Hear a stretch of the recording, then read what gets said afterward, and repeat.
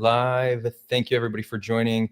We are here today with Dr. Brian L. Cox. He is a retired U.S. Army officer and former judge advocate who served in Iraq and Afghanistan. He now teaches and researches international law at Cornell Law School. Today, we're going to be discussing how genocide is defined and whether that definition applies to Israel's actions in Gaza. And we'll also look more broadly at Israel's conduct and the extent to which it may be violating international law. Before diving in, I just want to bring attention to a tension that may arise. Brian's an expert in international law, while I am not. I do speak extensively about Israel's actions in Gaza and have researched this deeply, though those familiar with my work will know that I very rarely make legal arguments, I make moral arguments. Now, there's obviously a relationship between morality and legality, but they are two distinct concepts. So I'm going to make a real effort to bridge this divide if a tension between these two separate approaches does arise. Maybe just a few more thoughts about how I generally talk about what's happening in Gaza. When I'm doing my commentary, I rarely refer to it as a genocide, and I have two main reasons for this. First of all, I am not so interested in debates on terminology, even though here we're about to have a nice conversation on terminology, but it's not something I'm so interested in. And secondly, one of my primary target audiences are Jews and Israelis, and I do realize how triggering of a term that is to Jews and Israelis, and it shuts down otherwise meaningful conversation. Now, that said, when I do look at Israel's actions in Gaza, I consider it to be morally indefensible and amounting to one of the worst atrocities of this century, and I'll get more into that as the conversation goes on. But so while I'm less interested in the terminology, I'm more interested in seeing how we could create systems and institutions that can protect against the mass killing of civilians. I think that's a more interesting topic, and I'm happy to dive into that as well with Brian. So I do consider myself more of definition agnostic, but when I do see a growing consensus amongst scholars and NGOs who deal with genocide, I don't pretend to know better than them, and I do think we need harsh language to describe harsh actions. So I don't object to their use of this term, but I'm very happy to have Brian here to present the case, and maybe I could be convinced otherwise. So with that, Brian, take all the time you need.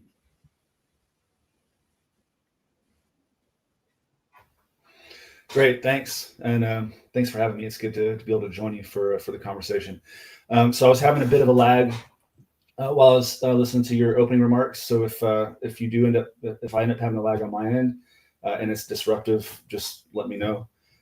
So I do have my phone here. I know we were having troubles before we actually started the live space. So I do have my phone here, so I might be able to connect on my phone if we need to.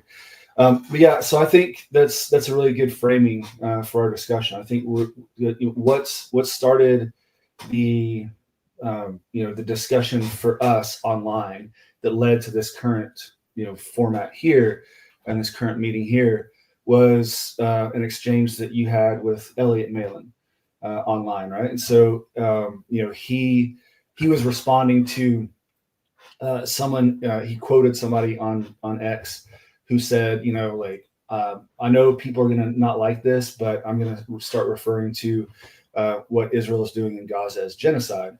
And Elliot stepped in and said, well, I'm not going to attack you, right? That's not why I'm here. But we need to make sure that, this is a definition. There is, genocide is a defined term in international law. And if you're going to reach that conclusion, paraphrasing here, of course, but his point was, if you're going to reach that conclusion, then, we need to actually go through the elements, of the definition from the Convention on Prevention and Punishment of the Crime of Genocide. And then so you responded to that saying, listen, there are multiple ways for us to think about this term genocide, to use the term genocide. And then, my point to that was, look, there's one definition of genocide, right? So that definition is established by the Genocide Convention in international law. It has specific elements, and if we're not using that definition, then we're not describing genocide. We might be talking about something else, but this is a defined term. And so I think that is a good way to frame the discussion. Like we really have kind of two aspects of this, this discussion about genocide. in this context right now is one, how is it used, right? And is it used differently in public discourse than it is in, say, official discourse or doctrinal discourse? So that's one. And then, so that aspect of the conversation also involves, like, does it matter, right? Like, does it matter if we take a non-doctrinal, colloquial understanding of a term, in this case, genocide, in public discourse? Does it matter if there is a divergence, which I think there is? And so I think that can be one aspect of the discussion. I think there is a divergence between the version that we apply in practice, because I printed up the Genocide Convention, like I've got it printed up here, right? So the definition is here.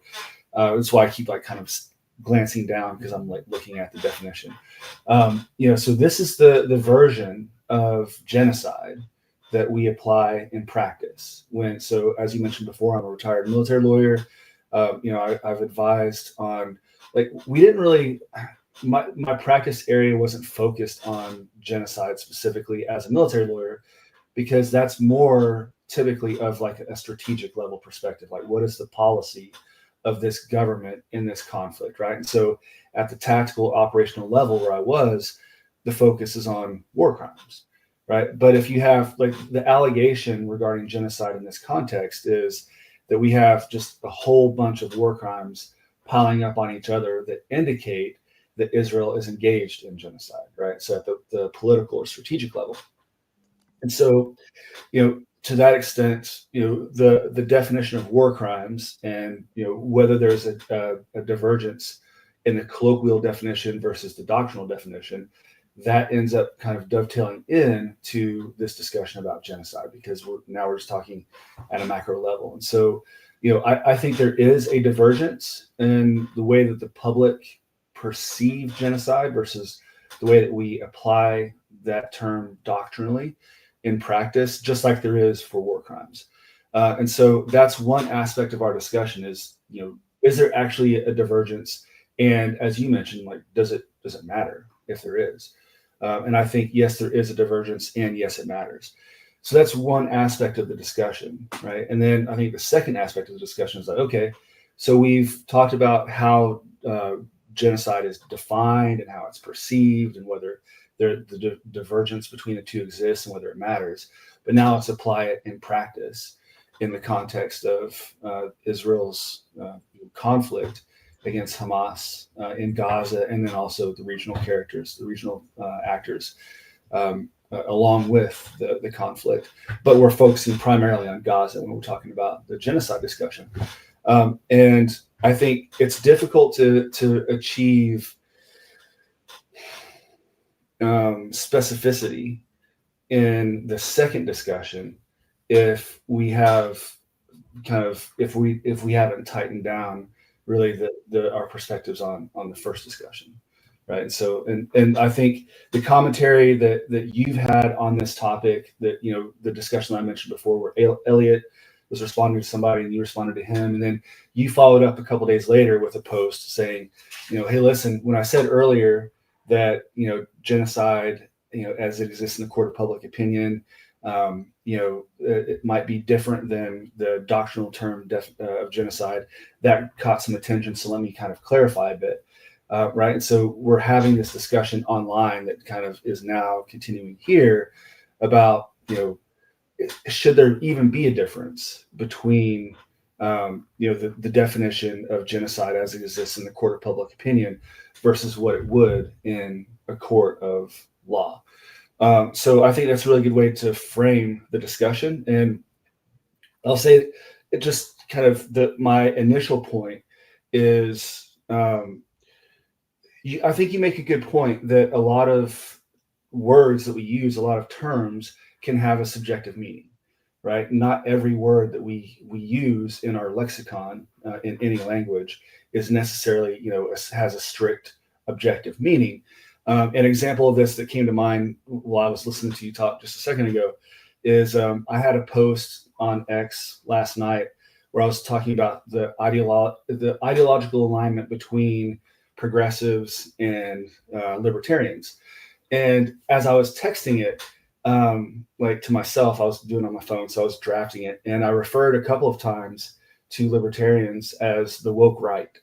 And so when I did that, I caught myself in the draft and said, wait a minute, does my understanding of what the woke right is, like, is that a defined enough term that when I'm using that in this in this post, that somebody reading this will have the same, like, will read it and say, okay, I interpret the woke right in the same way that Brian is, right?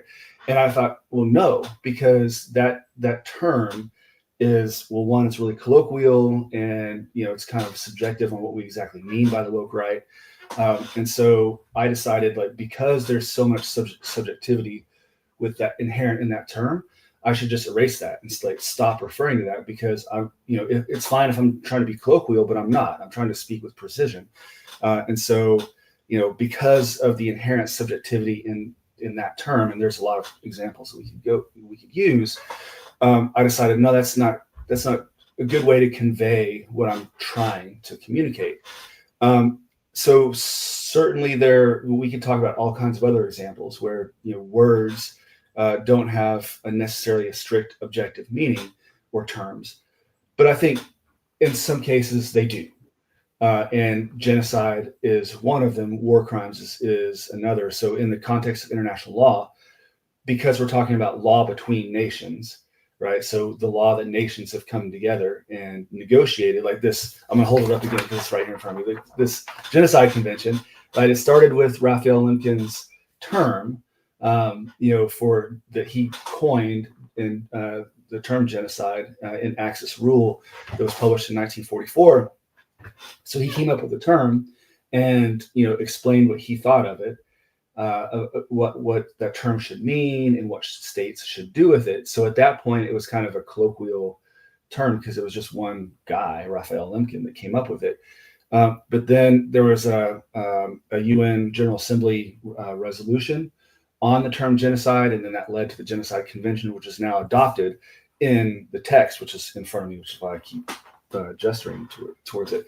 So if we're talking about international law between states, the term genocide has a defined meaning. And if we're not using that term in the way that it's actually developed in doctrine, developed from states, if our popular perception of what genocide means diverges from what states understand it as when they first adopt and then apply the Genocide Convention, then we're creating a gap between what we think states are supposed to be doing because of our popular perception of what genocide is versus what states are actually doing because they're being guided by this when they engage, for Israel, when they engage in hostilities in Gaza in the region, and then other states when they're deciding whether or not they're going to support Israel diplomatically, with security assistance, militarily, they're applying the same definition as well. And so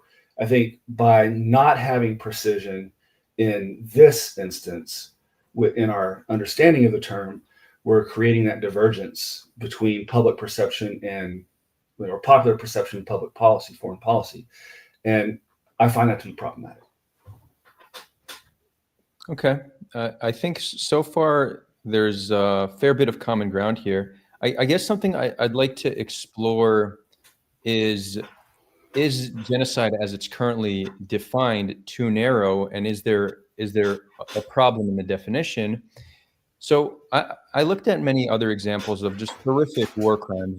Tamil, Chechnya, you had Boko Haram in Nigeria, Congo, Darfur, Myanmar, South Sudan, Ethiopia.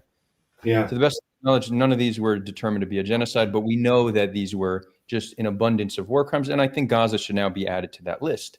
So if the goal of genocide is for states to be able to determine not to support actions or not, but if we're defining it so narrowly that all these instances of just grotesque levels of war crimes don't fall into that category, not to mention the few instances of group violence that have been determined genocide, it took years. Like I think Rwanda took like 27 years until the courts fully determined it was a genocide. So right now the system not only defines it so narrowly, it takes a long time to rule on it. So if the goal for international law is for states to decide whether they want to support something or not, don't we have a little bit of an issue in how narrowly it's being defined?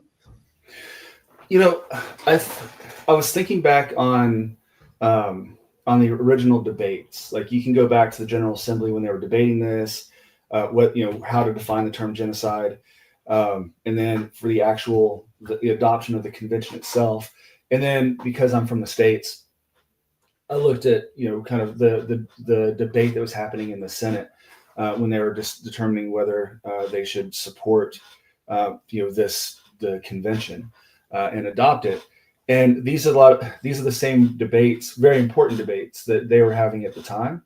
And I think the reason they're not settled is because this is public perception, public discourse is the court of public opinion is a court with no rules of procedure and rules of evidence, right? Whereas an actual court, as you mentioned, so the ICTY took quite a long time before they determined that a genocide was actually being committed. In that court, the rules of evidence and rules of procedure are there, to as kind of guide rails to help make sure that if a person is found guilty of a crime, in this case genocide, that reliable evidence has been introduced into court to support that opinion.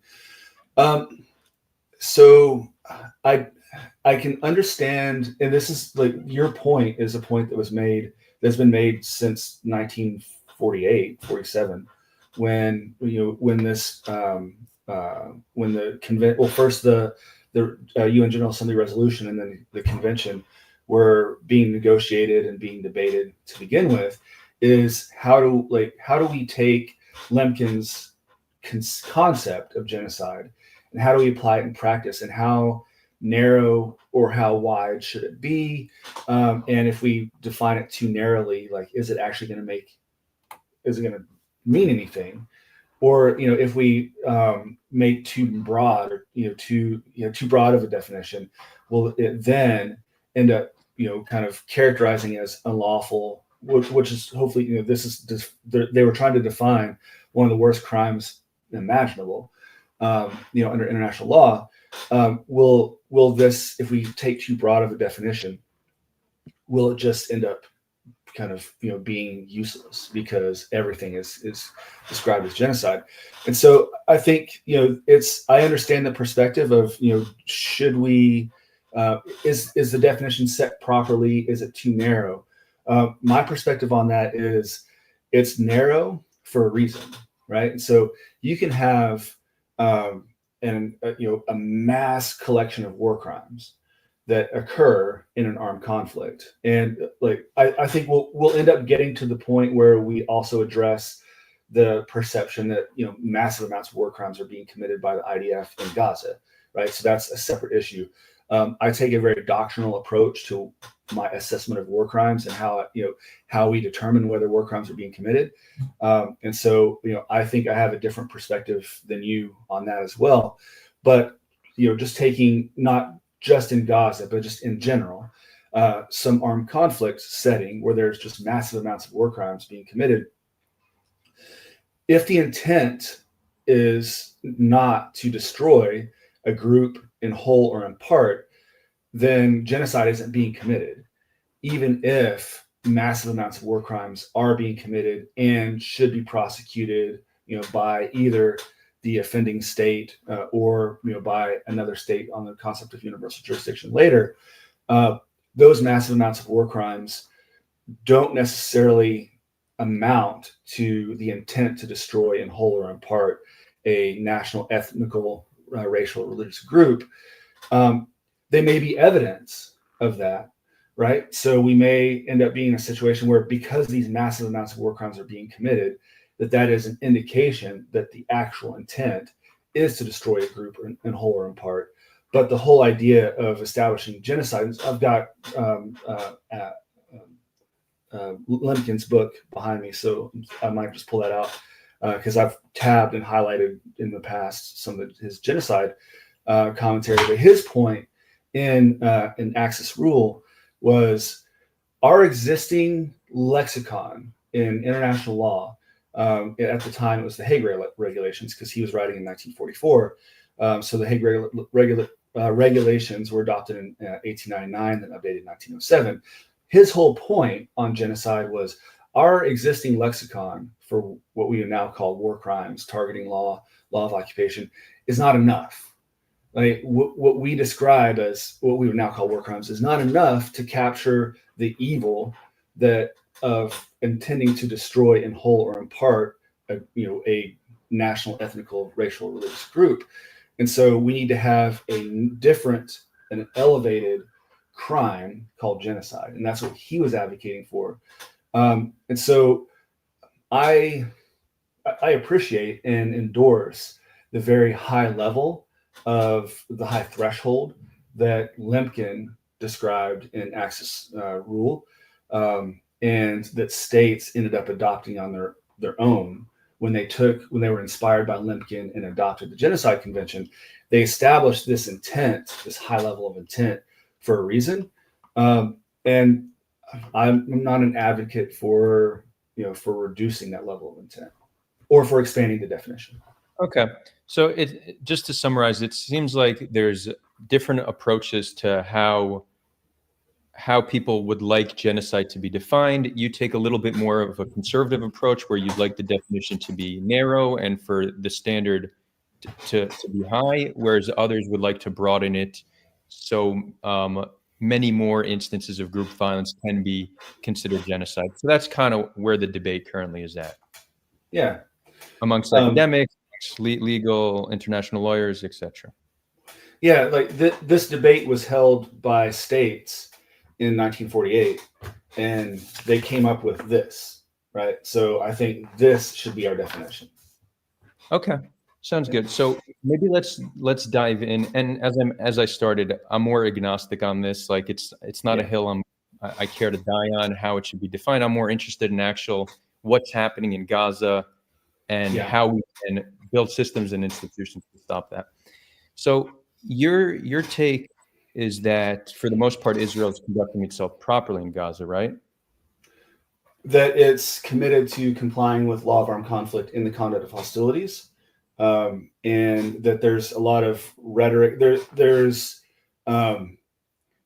popular rhetoric that doesn't conform with the doctrinal understanding of war crimes that suggests that massive amounts of war crimes are being committed, and then to build on that's also evidence that the intent to destroy the, say, ethnical group or the semi-national, the ethnical group of Palestinians doesn't exist. Yeah. Okay. So maybe I'll make the case for why I think what's happening in Gaza is morally indefensible. Hopefully we don't have a disagreement on the actual facts on the ground. If we do, we'll get into that. But I want to just explain Gaza how I see it, and then you could tell me why you think this is legitimate according to international law, unless I'm able to convince you that it's not. Okay. And I guess that would be my goal, So first, I kind of just want to start by explaining a little bit more about the ethos of the IDF and the current mindset in Israeli society. And I'm going to start just by reading quotes, because I think these quotes by members of Knesset, as well as members of the War Cabinet, do help us understand the mindset the IDF is currently operating under. So we have Nissim Vaturi, who's Deputy Knesset Speaker, member of Likud. He said, "Wipe Gaza off the face of the earth." He goes, "Gaza must be burnt. There are no innocents there. We need to eliminate them." Okay, that sounds like genocidal language, in my opinion. Amichai Eliyahu, the heritage minister, also a member of Knesset, said there's no commands in Gaza and that using an atomic bomb was one of the possibilities. Smotrich, who's not only a member of Knesset, but he's part of the War Cabinet, he goes, "In Gaza, there are 2 million Nazis."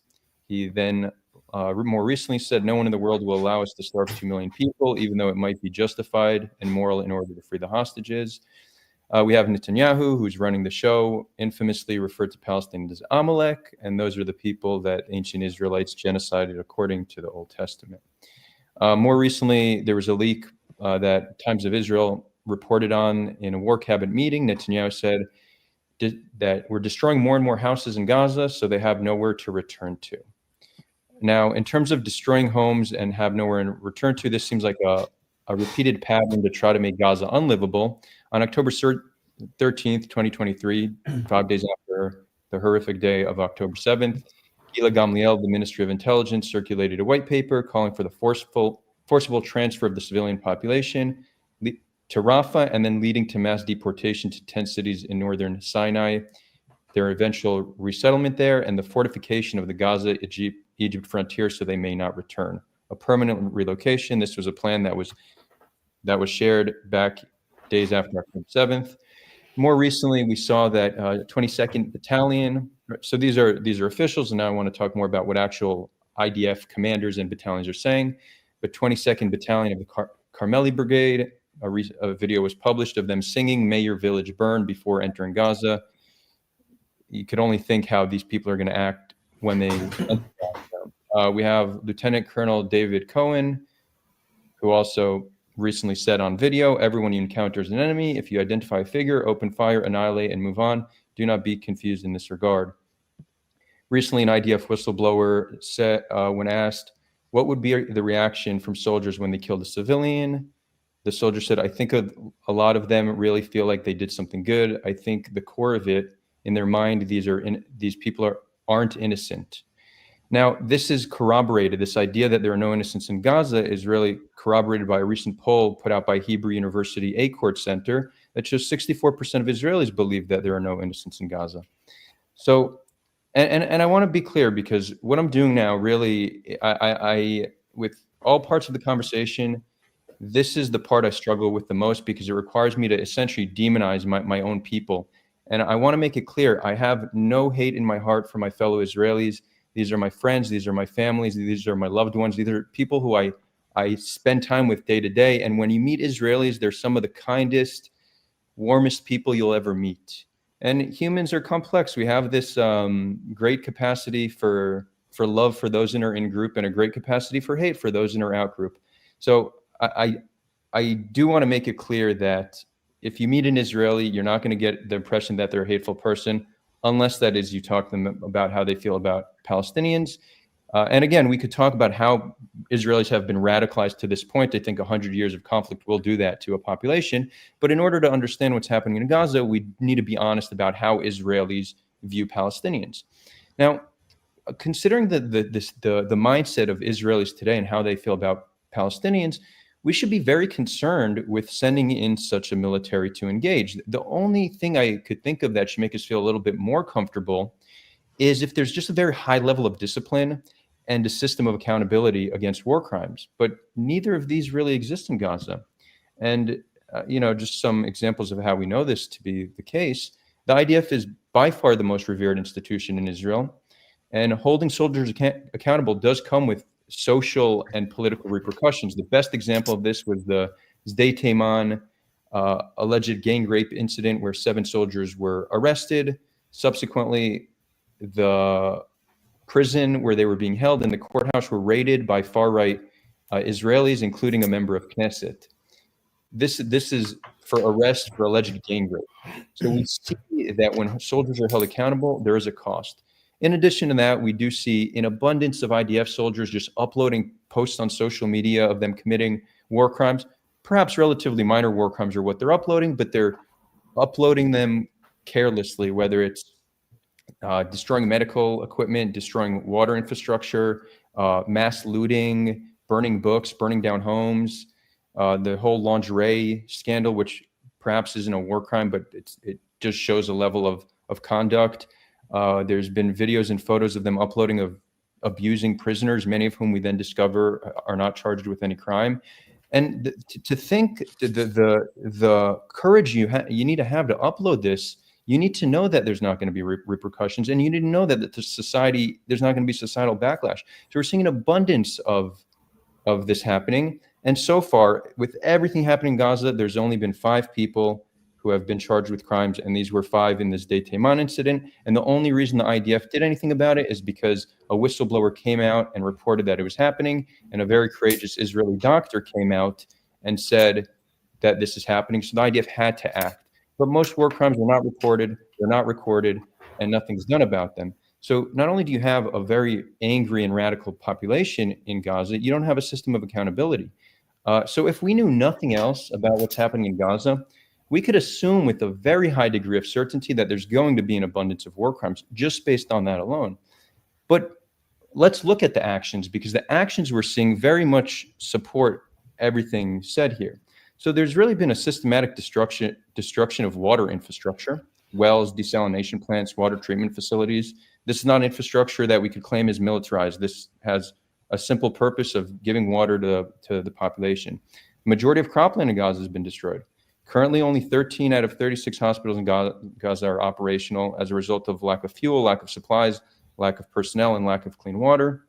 A lot of this is a result of not letting in aid for months at a time. And then the way we're setting up aid in a way where soldiers are using live fire to disperse crowds. At a time when we have record level of sick and injured in Gaza, we have a systematic and deliberate dismantling of the healthcare system. I don't see how anybody can justify this. There's a protocol called Where's Daddy that we know about from intelligence officer whistleblowers, that they essentially are killing not only combatants, but we have reports of this happening to people from Hamas's political bureau. They're killing them in their homes with their entire family. Could you imagine if Hamas were to kill members of Knesset in their homes with their family? That very clearly constitutes a grave war crime that nobody would be okay with. Another very harrowing report, and this we could say is not systematic, but on a unit level, but it does show a certain ethos. One unit was using a 70-something-year-old man as a human shield, sending him into multiple booby-trapped buildings. After a few hours of doing this, they released him, and then minutes later of being released, he was shot by another unit. The reason why this is significant is because it shows two war crimes by two units operating side by side. We have many reports of these no-go zones, which comprise of large swaths of Gaza where anyone's shot on sight. Whistleblowers telling us that it's permissible to kill 20 civilians for one low-ranking operative, 100 plus civilians for high-ranking operatives. These are levels of proportionality that I haven't found another instance of in the 21st century. And I'll wrap it up real quick, but I think this is, I think when people hear this, they're like, oh, they must be operating from purely a place of evil. They just want to harm as many Gazans as possible. But I could actually see a very clear military incentive to do this, a tactical reason. So I don't think you need to assume this is coming from a place of evil. But we've heard Netanyahu on many occasions say that he would like to relocate Gazans as of late. And we do know there's a white paper in October 2023. Well, the best way to relocate Gazans is to make Gaza unlivable and to make life in Gaza unbearable so people will voluntarily leave. You could also justify harming civilians to such a large degree that it causes Hamas to surrender. We know it's very hard to deal with them and their tunnel infrastructure. So if we cause enough collateral damage, maybe one day they'll surrender. And third, if point 1 and 2 don't work, at the very least, okay, we'll punish the civilian population as a deterrent, so something like October 7th never happens again. So I could see clear incentive for why Israel would want to do this from a tactical level. So it seems like there's intent. The actions on the ground match the intent, and I could see an incentive for them why they would want to do this. Why they would want to do it obviously doesn't make it moral or legal, but I understand the incentive. And I also think it's worth mentioning the toll this has taken. We're seeing the highest level of women and children violently killed out of any conflict since the Rwanda genocide. 80 to 90% of Gazans are currently homeless. Gaza is destroyed, and Hamas still controls 40% of Gaza, and they're able to carry out attacks in areas that the IDF controls. And we still have 50 hostages rotting in tunnels, and the ones we did get out were through negotiation. We only rescued 7 through military force. So, I'm okay if people want to describe this as something other than genocide, but to think that this is a morally defensible action and that this is something that the world should be okay with, I just don't see any case at all. And one last thing, if I'm just to appeal to my fellow Israelis and fellow Jews, I know we feel like what we're doing in Gaza is somehow necessary to our survival, but I actually think it makes us less safe. I think very clearly Israel's actions in Gaza acts to a fuel to the fire that is anti-Semitism. It is making Jews around the world less safe, and it is causing Israel to be isolated internationally. And even more so, a world in which we can do this to a population and no one will step in to stop it, that is a world in which Jews are less safe. And also, I want us to reflect on if this is who we want to be and if this is how we want to act as a people. And Brian, with that, I'll give it over to you. I know I took a fair bit of time, so take all the time you need. Oh, thanks. Appreciate it. I mean, it's your platform, so I'm here to listen to your perspective, and then I'll definitely that's a lot of ground you covered. I was taking some notes as we went along, and so I may not be able to address everything there, but just at least a couple of key points. And I'll start with the first, that is something that you said at the beginning and also near the end, about whether actions are morally defensible. Now, the thing with morality, or speaking about morals or ethics, I think it's an important discussion, but morality is inherently subjective, right? And so what we think we should be doing to, and this was a quote that I took from you near the end, is is what we're doing, do we think it's morally defensible to do this to a population? Now, everything you mentioned before is what's perceived as doing this to the population, but another way to approach this, another way to perceive what's going on in Gaza, is that this is to be expected when you're fighting against an insurgent group that has the strategic kind of necessity in order for it to carry on its conflict, not to excuse it, but the only reason that Hamas still exists, the only reason it hasn't been completely annihilated and wasn't annihilated very early on, is because it deliberately hides and fights among the civilian population in Gaza. And so, what Israel is doing, the IDF is doing to Hamas, is predictably going to have a significant impact on the population. And whether it's morally defensible to have that impact on the population it's an important debate to have, but that ends up being really subjective, right? And so it's inherently subjective, and it's important to have a subjective debate. But when it comes to what I tend to focus on, which is the doctrinal application of war crimes, which I'll talk about here in a moment, the whole point of that discussion, that analysis, is to not be subjective, is to be objective, because this is the body of law. So I'll focus on the targeting law aspect of the law of armed conflict.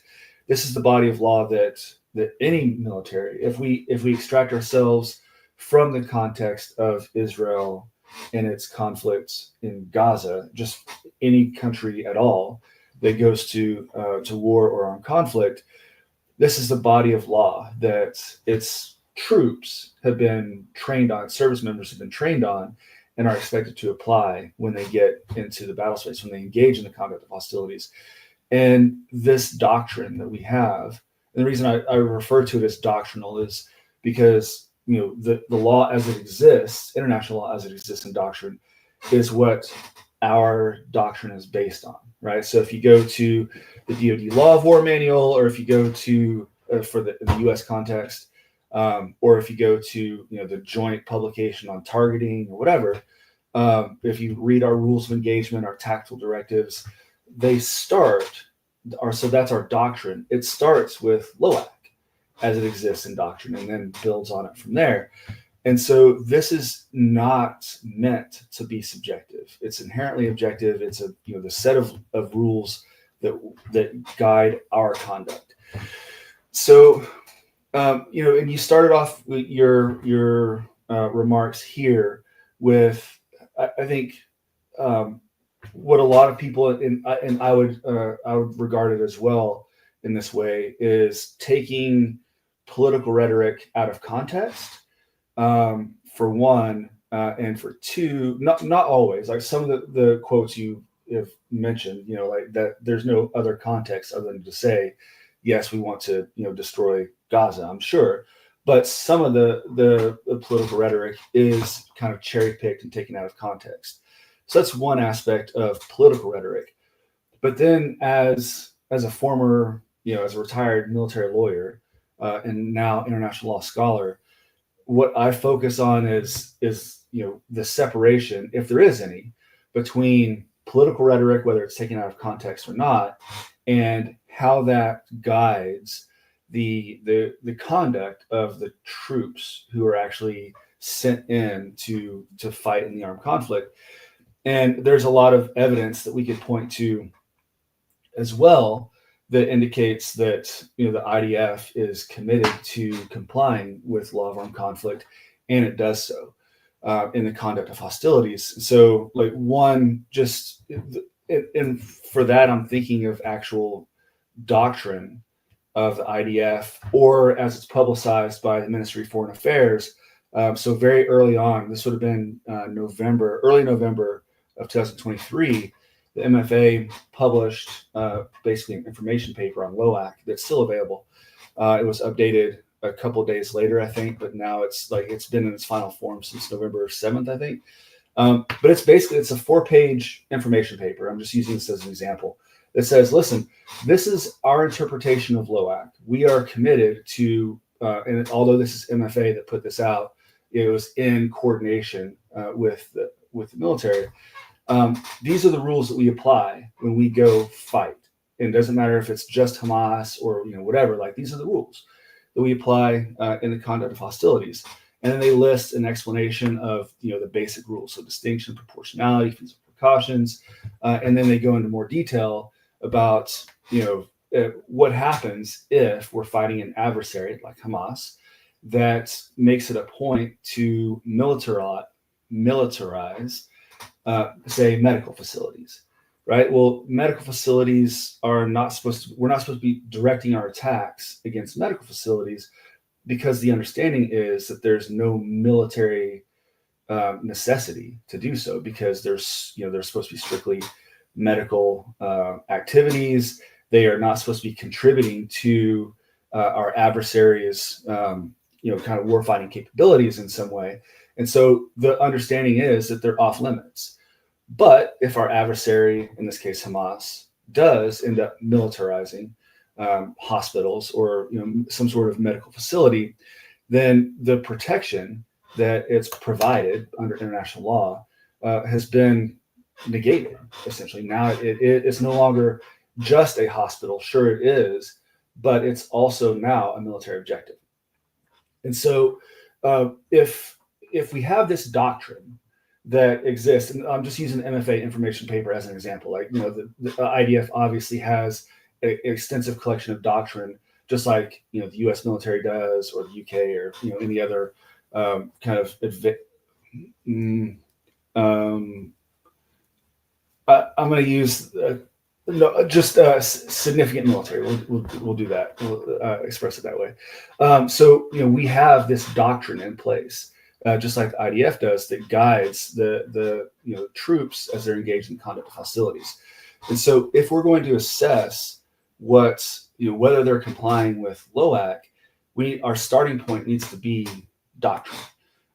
If we can't rely on, say, media coverage or conjecture or speculation about what's going on, especially media coverage that relies heavily, like Haaretz does, or Plus 972 and Local Call, they rely on almost exclusively on anonymous sources, which I get, like, it's important. Like, I'm now a journalism grad student because it's something that I've thought of for a long time about. I've always studied for a long time. I've studied how the media covers armed conflict, and especially international law in armed conflict, and whether there's a gap between the way the media covers it and perceives what we should be doing versus what we're actually doing in practice. And that study eventually led me to want to apply for and now attend journalism school as a grad student, which is what I'm doing now, so I can study the profession of journalism from the inside. So I get it that very often we have to rely on anonymous sources for various reasons, but media reporting that relies almost exclusively on anonymous sources, that raises an issue with the reliability of what we're actually getting out of the media report itself. And then with any media report, we have to you wonder whether this one story that was crafted by the journalist at Haaretz or Plus 972 or Local Call or whatever, whether this is indicative of what's actually going on the ground in Gaza. Now, one thing that I very often hear, so anybody that's tuned in now very, very well might be thinking this is, well, Israel is keeping out journalists from Gaza. So one, journalists are allowed to be in the battle space as long as they're embedded with IDF, which is pretty standard practice. Like, I was deployed to Afghanistan and Iraq, and in both contexts, we had journalists that were embedded with us. And so that's not out of that's not an unusual practice. But the issue with allowing journalists just to roam around on the ground in Gaza is, if you do that, the very first time that, if I'm a journalist, I'm in Gaza just roaming around, if I report on something that doesn't align with Hamas's kind of strategic objectives, then I become a target for Hamas, right? So this is not a way to get ground truth by just letting journalists free range in Gaza, for one. And then for two, if we're talking about war crimes and compliance with LOAC, almost all war crimes, to assess whether, in this case, Israel, but it could be anybody, is complying with LOAC in the conduct of hostilities, we have to know what the knowledge and intent of the person or people who are involved with this attack or responsible for this attack. We have to know their knowledge and their intent at the time of the attack. And if we don't have that knowledge, if we don't have evidence of that knowledge, then we're not actually assessing whether a war crime has been committed. And we can't really assess that based on the ground. So a journalist roaming around in Gaza, there's an attack that happens, and then the journalist goes and reports from the scene. The journalist isn't developing evidence. Like the journalist will develop evidence of what happened. There was an attack, but won't develop evidence of what the knowledge and intent of the personnel that were responsible for the attack was. And so, allowing journalists to free range in Gaza is not going to be a silver bullet for us being able to determine what the ground truth is. And now, so this is a bit of a problem, because we very often we can't determine what the ground truth is. It's not just in Gaza, but it's in any conflict. And so, one of the things that you mentioned is whether the IDF hold themselves accountable, for alleged war crimes. And I get that there aren't very many prosecutions, but there are extensive inquiries that occur. And this is a perception that I've been worried about since long before October 7th and long before the current conflict. Is there's a perception that, well, governments or militaries in this case are not prosecuting their soldiers, and so there's a culture of impunity, and soldiers are just getting away with committing war crimes, and know that they can get away with committing war crimes. But in the U.S. military, I'll just speak from my perspective. As so in Afghanistan, I was an operational law advisor, the chief of international operational law for Regional Command East, and then I was a military prosecutor after that. And so I brought that experience from Afghanistan to my work as a prosecutor.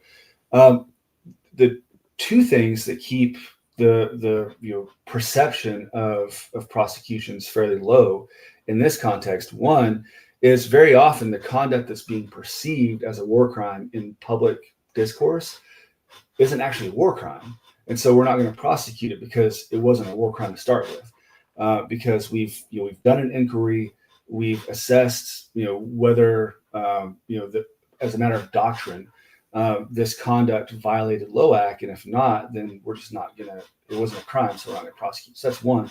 The other thing is, even if we do assess that there's, it's very likely, it's more likely than not that a war crime was committed, evidence can be a concern, right? So as a prosecutor, I'm working with, in the U.S. Army context, CID, so Criminal Investigation Division.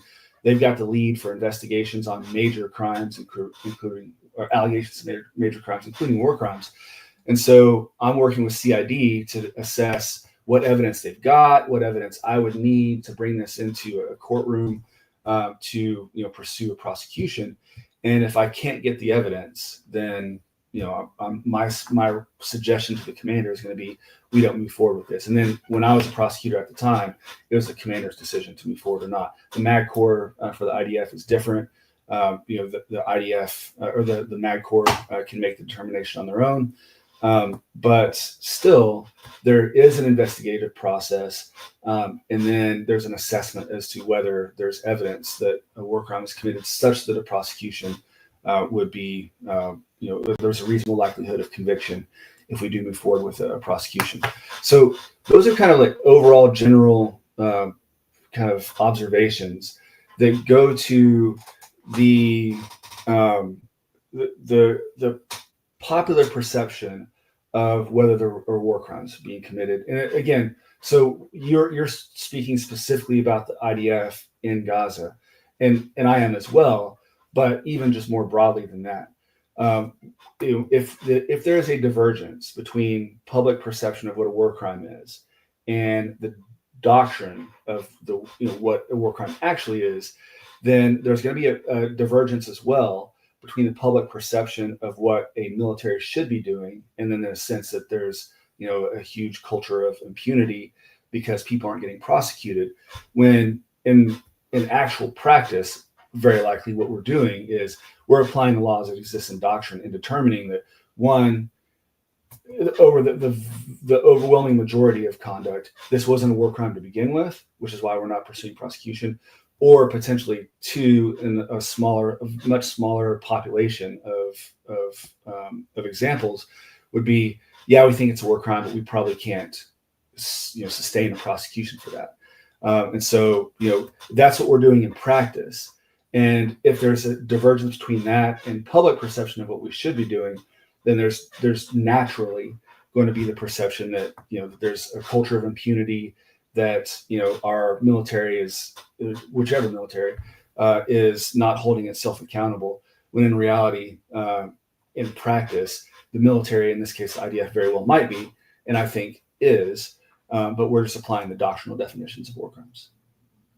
Okay, thanks for that. I mean, what still kind of confuses me a little bit is, it seems like your assessment of Israel's actions is simply based on what Israel is saying they're doing. Because I didn't, but isn't that a little bit problematic to determine if a country or military is committing war crimes just based on their words? Like we wouldn't ask a murderer if they committed a murder in order to determine if they're a murderer, right? You're right. I mean, and that's always so. Even in the military, I as a U.S. Army judge advocate, I identified this concern in public discourse, that we're getting away with war crimes, that we're committing war crimes with impunity, and I think even for me then, the reasonable response to my perspective is, well, I mean, if you're the one, if the military is the one that holds all the information, and that's the information we need to assess whether the war crime was committed, then how are we actually supposed to trust that that the military is doing what it's supposed to be doing? Yeah, and so I mean, that concern is never going to go away. But I will say, so I can talk in the abstract, which I have been doing for a while now. But there's an example that comes to mind. Oh, and by the way, so we mentioned that we could go for a couple hours. I can stay on for as long as you want. Are we going to want to open this up to? Yeah, we're gonna bring it over to Discord. I just want to, maybe we'll just finish this one point. Yeah. Okay. So I'll be fairly brief on this, but this is a really good point, right? So yes, in a sense, we end up kind of relying on what the military says, right? So there's an incident, and it's certainly, if it catches public, it catches the attention of the public, there will absolutely be an inquiry. But very often, if we think we got something wrong, if we think we attacked, in my case, insurgent fighters in Afghanistan, it turns out we were wrong about that, we'll do an inquiry whether or not the public gets involved or it really notices, because we're trying to get better at our targeting practices, right? So, but if it's a high profile incident, then absolutely we're going to get, there's going to be an inquiry so we can figure out what the public's perception of what happened is versus what actually happened. So very often there is going to be this tension between, the public wanting information, like ground truth information, and not necessarily trusting the information that's coming out, because the entity that's providing the information also, at least in public perception, has an incentive to lie, right? So a couple of quick points for that. One, within the military, we also have, and this is largely, I think, hidden from view in the public. We also have an incentive to get targeting right, because if we engage in an attack that we thought, okay, I'm going to use a specific example. So one incident that I study extensively is for the U.S. military. Right after I left Afghanistan, not long after I left, in 2015, they attacked Médecins Sans Frontières Hospital, trauma center in Kunduz, Afghanistan, on October 3rd, 2015. They thought at the time that it was a Taliban stronghold, and it turns out afterwards they learned that it was a hospital, a trauma center operated by MSF. And so there's an incentive, just like from a human level, to understand what happened, so we can explain to MSF, like, this is why we attacked your hospital. But there's also like a military incentive, because if the people on the ground believed that they were attacking a Taliban stronghold, and it turns out it wasn't, then we got no military utility out of doing this, out of engaging this attack. And so that creates an incentive for us to get this right. So even if it's not a war crime, to understand what happened, so that we can, one, prevent a tragedy like this in the future, but also two, tighten our, well, I'm not going to say that, to understand what we got wrong, so that we can get more of a chance that next time we engage in a similar attack, that we're actually going to achieve the military advantage that we thought from destroying a Taliban stronghold. So there's an inherent incentive to understand what happened and to get this right from within the military that very often isn't even perceived or accounted for in the general public. So that was one specific example outside of Gaza. I wanted to at least briefly cover one specific example, and we could use many other examples, but one specific example that fairly recently happened with the European hospital attack, right? And so it was reported by the IDF after the fact that there was a C2 node, command and control node, and senior Hamas fighters that were located in a tunnel system that was under and near the European hospital, right? So if we look at what actually happened, so the IDF says, this is afterwards, of course, we were going after a command and control node that was buried underneath the European hospital. We were not intending to attack the hospital. So that's what they say. But now we can actually go and look and say, okay, well, there's media coverage of this, there's CCTV footage of what actually happened, and you can see, especially as somebody who was trained in collateral damage estimation methodology, I went through both the basic and advanced course for the U.S. military. I can look at this and say, well, yeah, like they buried the bomb. Like, so the three general ways to fuse ammunition, one is to do an air burst, variable timing, so that disperses the munition explodes in the air and it disperses the blast and fragmentation over a wide area. Another way is to do point detonation, so that the munition explodes on contact. And then a third general type of fuse is delayed fuse, what we call bury the bomb, right? And so delayed fuse is what it sounds like. When it hits the ground, it actually keeps going, or hits something, whatever it is, a structure, ground, or vehicle, or whatever. It keeps going before it explodes. And what that does is it absorbs the blast and fragmentation and reduces the collateral hazard area. And so, we can either we can target somebody that's on the ground with precision, and then, not have the blast and fragmentation go as far as we would for a point detonation. Or this is also a way that we can affect a subterranean target, like a tunnel that's under a hospital. So the IDF says this is what they did. They said that they were targeting, this C2 node and senior Hamas officials. And then on the ground, we can actually look at it and say, well, yeah, like there's a whole bunch of bombs that look like craters here. But from looking at it, we can see that all of these, as far as I could tell anyways, they all had delayed fuses. And so this was an attempt to affect an underground, underground infrastructure, but also limit the collateral hazard area. And so like this is an example of actually complying with LOAC in the conduct of hostilities, and going out of their way to do it and not use it. So if the intent were to destroy the population in whole or in part, there would be no need to delay a fuse and bury the bomb.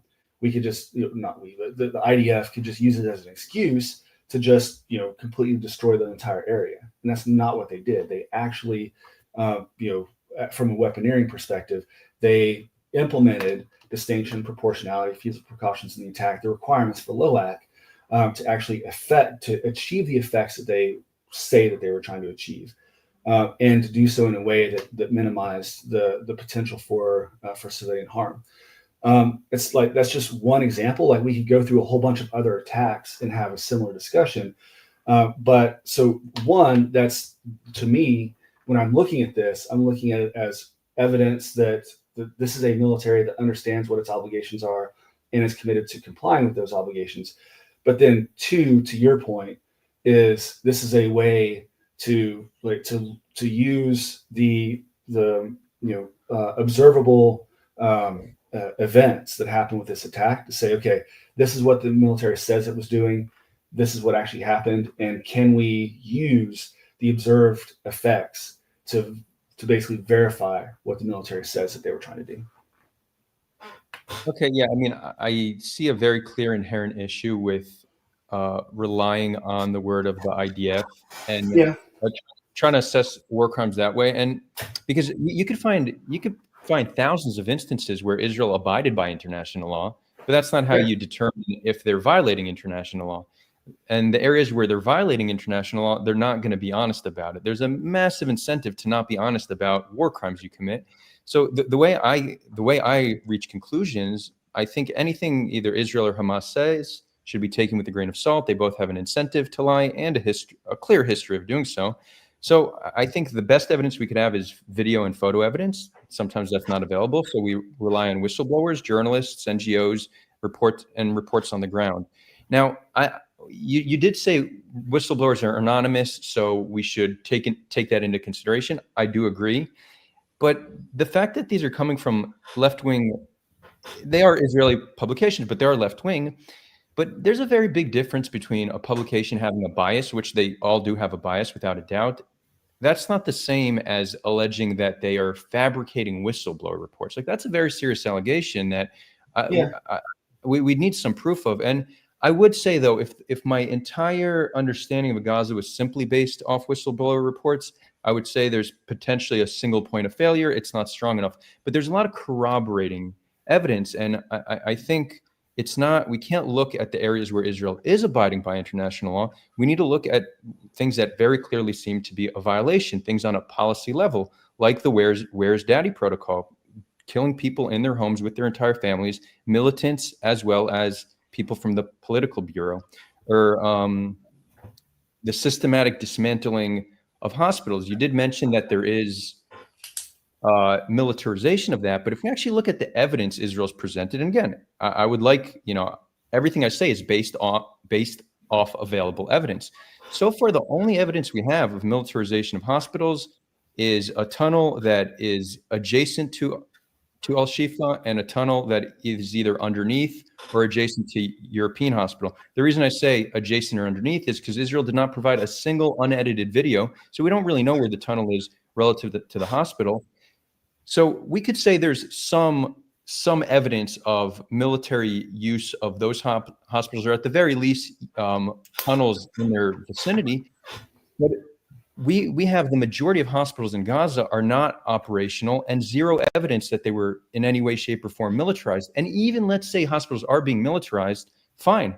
So you take control of the hospital, but you don't inhibit its ability to operate. That is a decision that at a time when you have a record number of sick and injured in Gaza, you need as strong of a healthcare system as possible.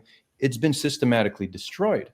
Another policy that we see consistently in these no-go zones: shoot anyone on sight. Some of the more restrained units will say shoot any man on sight, but the less restrained units are shooting men, women, and children on sight. Another policy, which is on a systemic level, is when IDF stays in the homes of Palestinians for whatever they sleep there. When they leave the home, they'll burn it down with all the belongings inside, and their excuse for doing so is saying, just in case we left something, we don't want Hamas to get it. So instead of scouring the house and making sure they didn't leave something, they'll burn it down. It just shows a complete and reckless disregard for civilian life. So I don't see any way to try to analyze Israel's conduct in Gaza without looking at what they're actually doing. We can't just say, okay, Israel says they're abiding by international law. Here's instances where they abide, therefore it's okay. No, we need to look at the mass array of evidence we have and the systematic destruction of the way of life in Gaza, which has really led to a record number of women and children killed in the 21st century. And one last thing, when it comes to militarization of civilian infrastructure, I think that's certainly happening, but I think the extent to which it's happening is highly exaggerated, and for three main reasons. One, infrastructure that's underground is going to be safer than above ground. They have a tactical incentive to put it underground. Two, the more infrastructure they use that has actual civilian inhabitants in it, it actually will create societal pressure. There's going to be backlash from their own society from launching attacks and militarizing infrastructure that actually has civilians in it. And three, Israel just has not shown evidence of a massive usage of civilian infrastructure. It is a central claim, but there's a lot of central claims that are just not backed by evidence. Every single unit in the IDF has GoPros, you have drone footage, there's a lot of surveillance, and we're simply not seeing this massive utilization of civilian infrastructure. What we know is that there's a massive tunnel city under Gaza, where that's the safest place Hamas can operate from. And we do know that these exits, right, the exits to these tunnels do come up in civilian areas. So that, I think, is the best evidence we have of usage of civilian infrastructure. But it's not been demonstrated that it's being used to nearly the extent it's being claimed. And we have just seen a systematic destruction of vital civilian infrastructure and no evidence to actually back it up. And one last thing, this isn't regarding what you said. I do see Elliot Malin, shout out Elliot, good to see that you're watching. He made a comment. He's suggesting people watch this. He says he's enjoying the conversation. So I appreciate that. But he goes, Adar, citing Amalek reference, neglects this important context. It's specifically, remember what Amalek did to you. That's the inscription on the Holocaust monument in The Hague. So yeah, I mean, Elliot, sure, that's fine. But you need to understand the point of reference people have with Amalek is the population that the Israelites genocided. It's highly irresponsible to use any reference of Amalek about a population you're about to send your soldiers into attack. And imagine if not someone you were actively trying to defend, which is Israel. Imagine your enemy would have used similar language. You would be very quick to interpret that as calls to genocide.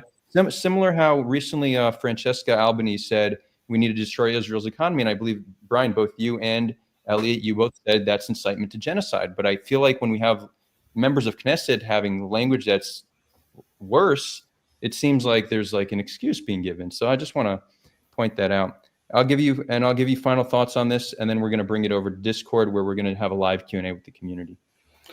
Yeah, so I think it's my focus is really on two main things, and both of them have to do with doctrine. So doctrine related to the Genocide Convention with intent to destroy, and then doctrine as we're assessing whether war crimes are being committed. So, like, I understand there are any number of examples of political rhetoric that we could point to say, this wasn't favorable, or this wasn't advisable, that, shouldn't be said, or, that potentially could be construed as incitement to genocide. And I don't doubt that some of it maybe is, but whether when we are assessing whether it's incitement to genocide or whether actually genocide is being carried out, my focal point is to not to take evidence out of context. So in this case, political rhetoric, or the conduct of hostilities. Don't take that out of context. Look at the holistic approach. Take a holistic approach to how the either political rhetoric for incitement is being used, or how how hostilities are being engaged in the actual battle space, to assess whether the doctrinal definition of intent to destroy in whole or in part is being met. Because in a scenario like this, I understand the point you made about there's not evidence that that Hamas has militarized civilian infrastructure, but that's part of their strategy. They've actually gloat about the idea that they are fighting in among the civilian population. So as you were speaking about that, one example again, I like to try to use concrete examples rather than speaking always in the abstract. So the hostage rescue in Nusret, that was an example of Hamas is keeping hostages within the civilian population, and we know this because that's where they were extracted from and rescued from. And so there are examples, similar examples that we can point to say, well, this is actually evidence that Hamas is deliberately operating within the civilian, within and among the civilian population.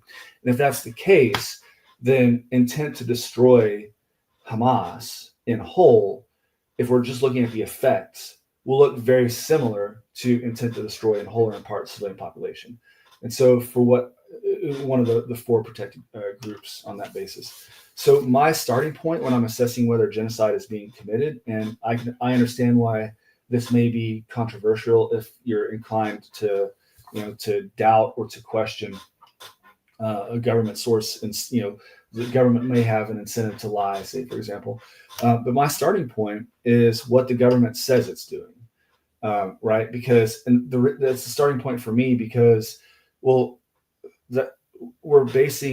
assessing genocide doctrinally on intent.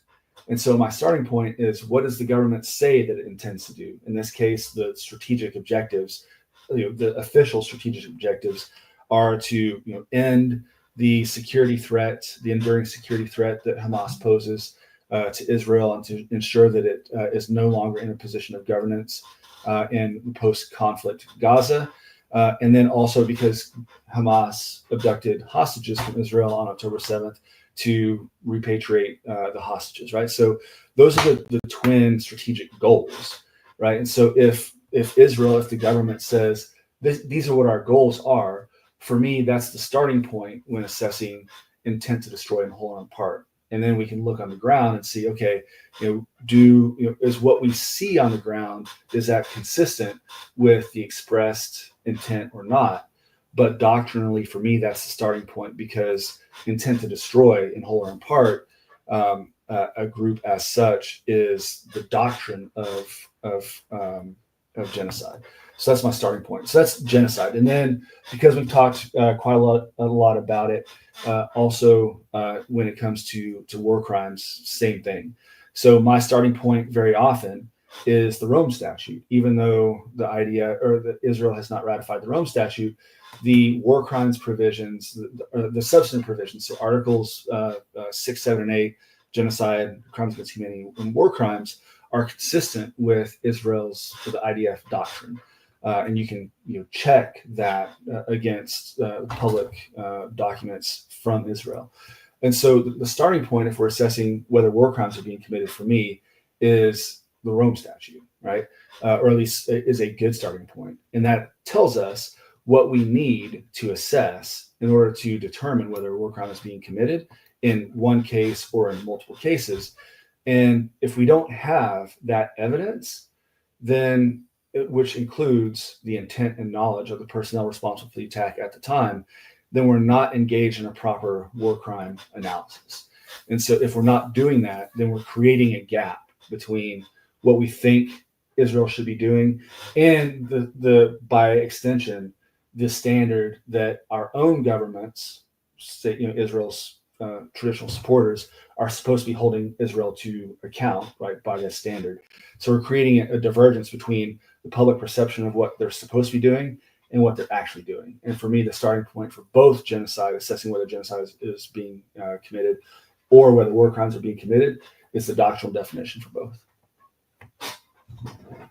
Awesome. Thank you. And with that, we're going to bring it over to the Discord. Brian, do you want to try to join Discord, or should I just do a screen share? Maybe it'd be easier to. Let's do the screen share. I was able to, as I said before, I was able to tune in for the last 15 minutes yesterday.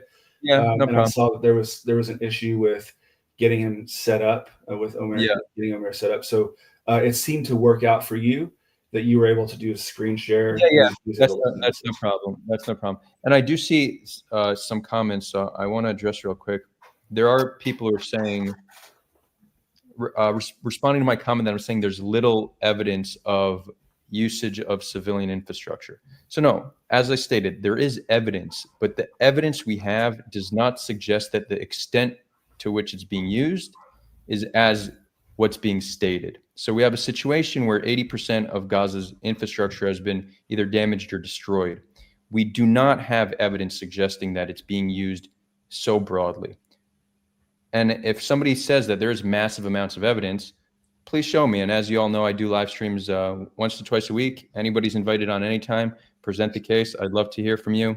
And also, Brian, I want to shout you out because I've been trying to get somebody on for months to have a similar conversation. I have discussions and debates all the time, but somebody coming from the legal perspective, a lot of your friends have either blocked me or refused to engage, and I don't know why. I'm not scary. I'm not here to engage in bad faith, but for whatever reason, it's been very hard for me to find people to come do this. So I want to shout you out for agreeing, and I think we did a good job keeping it cordial despite different worldviews on a very challenging topic.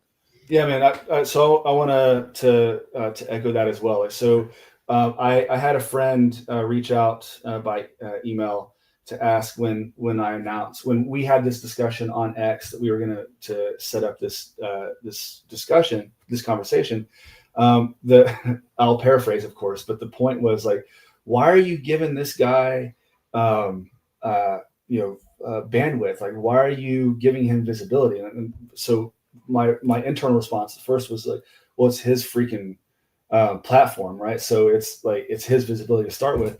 But the other thing is, I think there's a space for respectful and reasoned debate, right, and discussion. So not everybody's going to see specific incidents or have the same worldview in the same, right? And so I think there's a lot of value in bringing folks together who have different perspectives and just talking about it. And so it doesn't always have to devolve into a shouting match like it seems to do on Piers Morgan or whatever. Like, it doesn't have to be like that. It can be just folks sitting down saying, okay, this is my view on this, and this is why I think this, and then what do you think, right? And so this type of this conversation that we're having right now, this is what I thought we would have. Right. So I'm glad this is matched what my what my projection of, because if I thought it was going to be something like Piers Morgan, like the Duvall Center's yelling and stuff, like, right. I don't know. There's probably maybe a not do that, but this is the type of discussion that I think is really productive. Like, even if your point or my point isn't to change each other's minds or the audience's mind, it's really just, I think, primarily just about bringing competing perspectives, different perspectives together, and just talking about it. And I think there's value in that. And so I really appreciate the respectful and informed engagement here. Likewise, and I do think it maybe highlights a problem with Twitter specifically, that I think it brings out the worst in many of us. I admittedly I'm less nice of a person on Twitter. I could even be perceived as an asshole at times. So maybe that's where some of this perception comes from. But I think that's all the more reason why we need more frontal conversations where people are actually engaging with one another. And as addicting as Twitter is, I don't think it's the best platform to find common ground. Fair enough. Yeah. Anyways, with that, we're gonna hop on. Omar, hold on. I'm less nice of a person. Omar, I could even be perceived as an sorry, asshole we're gonna at times, hear so a maybe little. that's where some of the- Yeah. We're gonna hear. Hold on.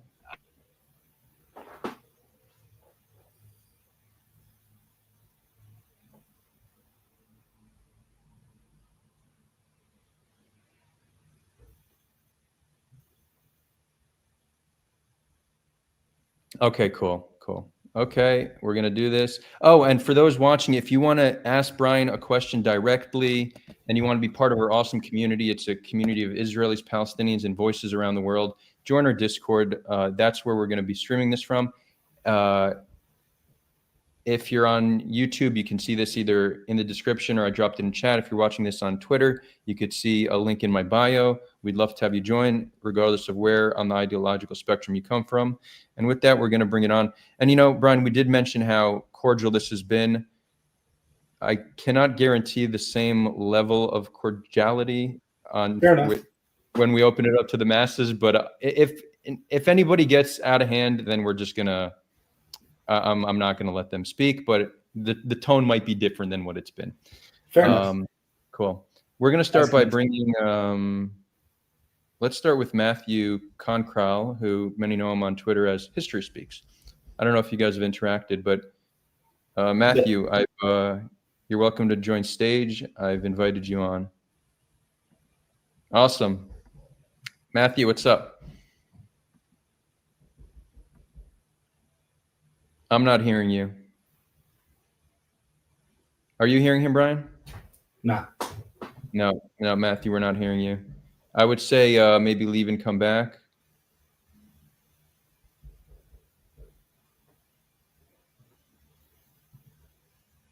No, Matthew, not hearing you. In the meantime, I'm going to bring somebody else on. Just leave and come back, and then we'll try it. I see the green lighting up, but nothing's coming in. So we're going to bring Nomad on. Nomad, floor is yours. Nomad. I see the mute symbols on for Nomad. Yeah, hold on. Where's my other phone? It's not on for History Speaks, but it is on for Nomad.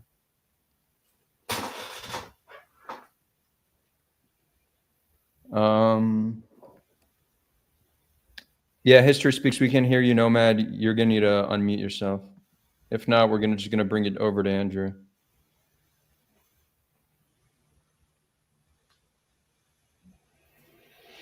Nomad. As good as Discord is, it honestly sucks in so many other ways. God. Yeah. All right, I see a green box for Nomad now. They just need to check the voice input order. Okay. In the meantime, we're bringing Andrew on, and we're 0 for 2 right now. Andrew, we can't. Nomad, we can't hear you either. Andrew, what's up? Hi. There we go. Can you hear me? 1 for 2. Yep. Okay, that's nice. Brian, hello. Hello. Thank you for your time and insight. So my question is, do you think, right, that there are good and valid, right, frameworks that reasonable people can employ, right, regardless of their kind of political stances or nationality or anything like that, right, to determine if certain actions, right, are permissible or even should be opposed, right, in violent armed conflict, right, between organized entities, right, outside of, right, law of armed conflict and international law in general, because I think there are, and it is kind of evident because the law, and especially international law, is not given to us, right, by gods or anything like that. We kind of determine it based on different systems, right? Moral systems, right? Political systems, and things like that. So that's my question. I would love to hear your thoughts on that. No, I think that's an absolutely wonderful point. I saw the note before saying that we can't hear me. Can you guys hear me okay? Yeah. Okay. I think they were actually saying that to Matthew. Okay. That's a really fantastic point, and it's something that I think we should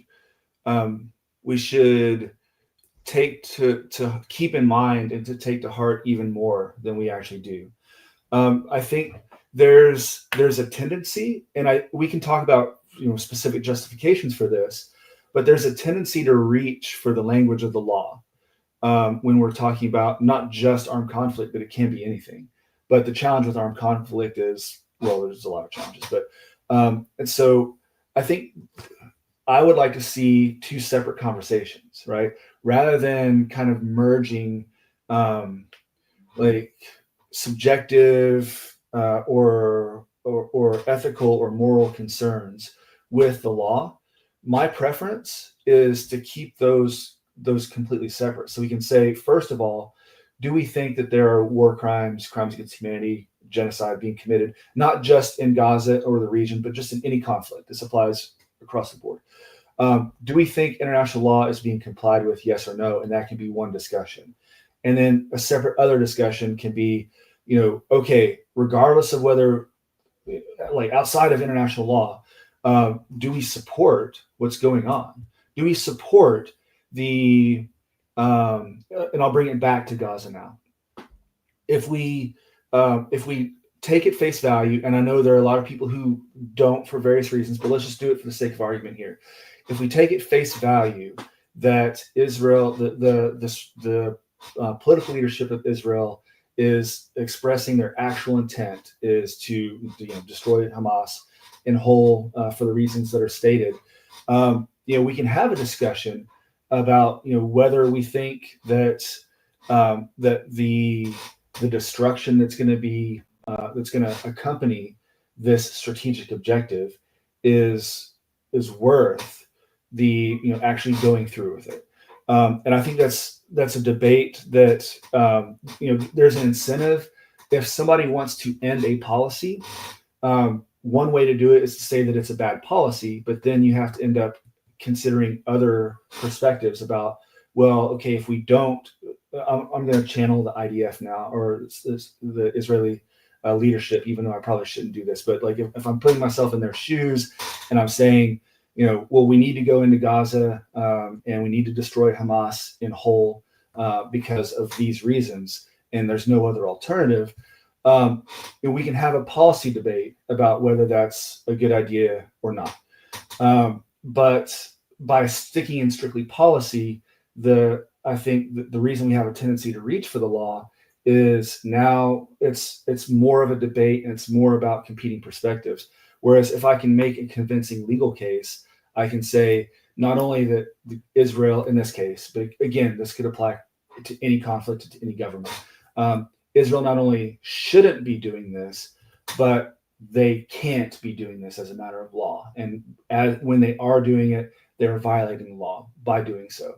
And so I think that creates an incentive to kind of reach for the language of the law that I think we can have. I think this legal debate that we have ends up getting in the way of a very productive conversation that we could be having.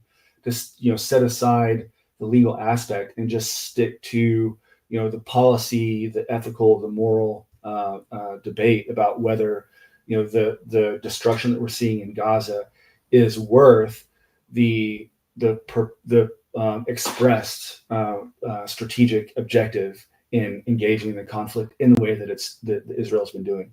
And I think your point is a way to encourage that debate and to leave. International law is important, but not to get hung up on the law, and also to have a debate outside of that regarding the advisability of the way the conflict is being conducted. Really excellent point.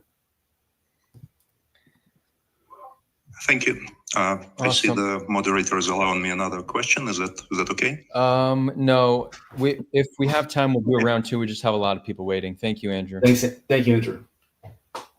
All right, Matthew, we'll try again. Matthew. Okay, am I audible? There we go. We hear I you. can hear you. Great. Okay, yeah, Brian, I'm going to try to be polite because we're blocking each other. I actually only got blocked in to block me on Twitter. But one issue I have with the presentation was I feel like you tried to characterize LOEC like here's the legal perspective, it's subjective, goes like the moralistic perspective. But the meaning of these, as you know, as a legal scholar, the meaning of legal doctrines is not self-contained. You need to have debate, scholarship, and also a case law is obviously the big thing. So aren't you kind of oversimplifying the issue by saying, okay, there's a subjective body of law here, which just so happens to coincide with your views, which you claim, which I would disagree with, obviously, but versus some versus what you seem to try to want to disparage as a moralistic discourse by critics of Israel.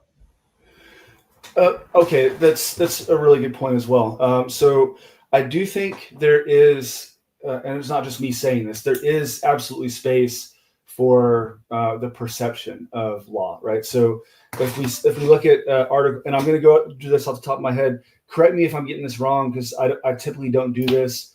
I like to actually pull up the text of whatever it is I'm citing. So I might miscite the article here, but for the ICJ statute, off the top of my head, if I'm remembering correctly, it's Article 38, that where states, when they were negotiating the statute for the ICJ, they said, okay, this is the legal framework that you judges, when you're deciding contentious cases, are supposed to follow. So the top one is the law that exists between the two competing parties, and then there's general practice. Again, I'm just kind of doing this off the top of my head. I prefer to read it, but I'm not going to take the time to pull it up.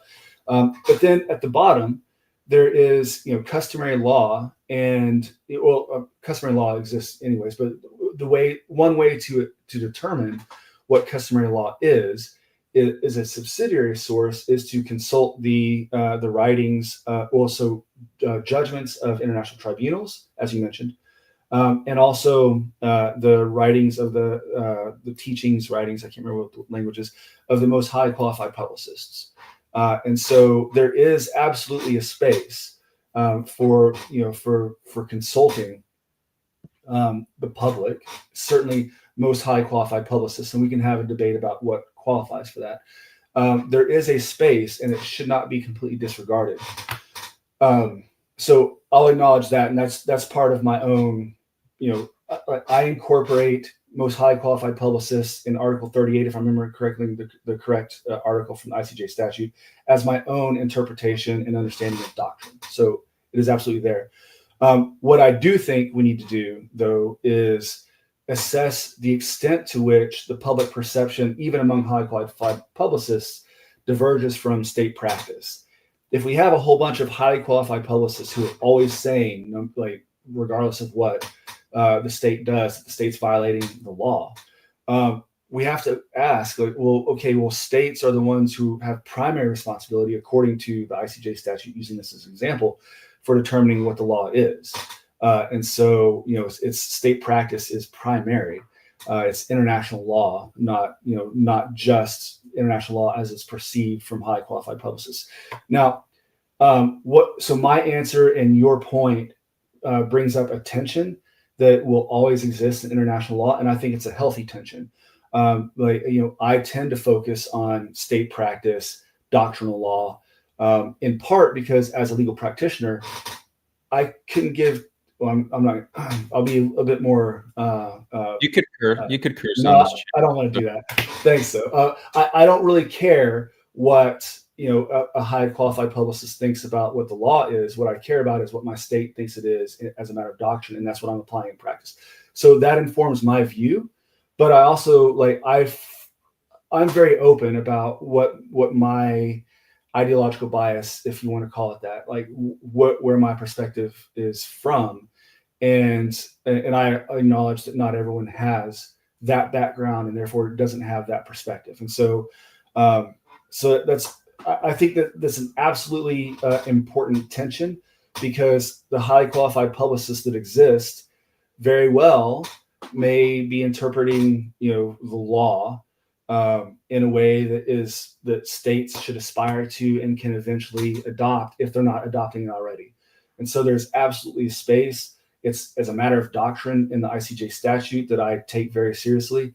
But that is the reason why I tend to focus more on state practice, is because that's primary. And then another question in terms of and if you want to cut me off, Adar, you got yeah, we'll do a quick follow up, but we do need to ask a quick follow up, but we do need to get to the next. If suppose you tried to disparage the things, some of the examples of policies that Dar brought up is like saying, oh, it's anonymous sources or whatever. But suppose, I mean, it's true what he was saying. My research shows it too, that where's that Israel and so on. But suppose for argument's sake, and we're not going to adjudicate this in the question period, but suppose for argument's sake, it's true what he was saying. So Israel has a policy of bombing to death entire families to kill a single junior militant. They've done this systematically. This also sometimes includes non-combatants as well, like civilian members of the government. Do you think that this program, Where's Daddy, and also the free fire zones, the things he's talking about, which you may not believe are happening, they are, but you may not believe it, but suppose they're happening, do you think that they would constitute war crimes? Yeah, I mean, so let's stick with the Where's Daddy example, because I'm not sure about the free fire zones. I know I've seen reporting that comes from that, and I think we can have a debate certainly about that. But just to the point about with Where's Daddy, like I'm actually writing a chapter in a book of collected essays on that specific topic, among others, right now. So I've studied this a bit from an academic perspective, and I'll continue to do so over the next couple of months. The tactical implementation of this program, it is guided by the low act proportionality rule, right? And so it very well could be used in a way that is not consistent with low act and that does constitute a war crime, right? And so before I continue, like this brings up to me a point that I probably should have made earlier that I haven't before now, and so I'll just make this point before I continue on with discussion of proportionality. So my ideological bias, as I mentioned, as I described it before, at